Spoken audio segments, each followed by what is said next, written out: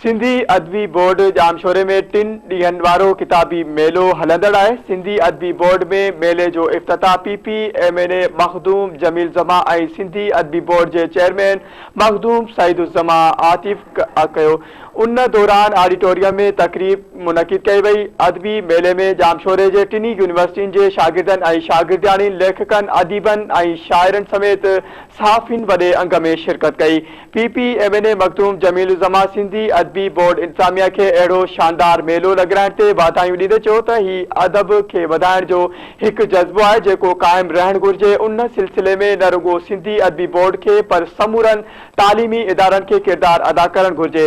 पंहिंजे अदबी ॿोली खे वधाइण लाइ अहिड़े क़िस्म जा प्रोग्राम कोठाया वञनि। सिंधी अदबी बोर्ड जे एड़हाक ते हलंदड़ बाबति पुछा सवाल जे जवाब में मखदूम जमील ज़मा जो चवणु हो त एड़हाक बाबति साल अॻु सिंध असेंबली में पेश कयल बिल खे जल्द पास करणु घुरिजे, छाकाणि त उन में कुझु ॾाहनि जूं तजवीज़ूं शामिल हुयूं ऐं कुझु असां तजवीज़ूं शामिल कयूं हुयूं। इहो बिल जल्द पास थियणु घुरिजे त जीअं सिंधी अदबी बोर्ड जे माली तौरु इंतज़ामी मामलनि में रंडकूं पेश न अचनि।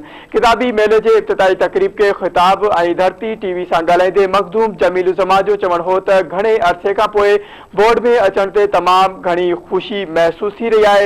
हिते तमामु घणियूं तब्दीलियूं नज़र अची रहियूं आहिनि। इदारा मज़बूत हूंदा ऐं महिनत कंदा रहंदा त अवाम जी उम्मीदनि ते पूरो लही सघंदा।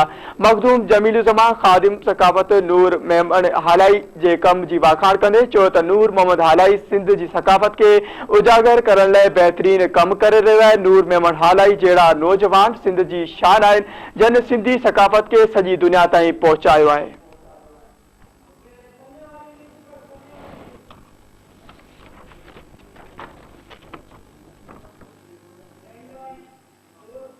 नाज़रीन, सिंधी अदबी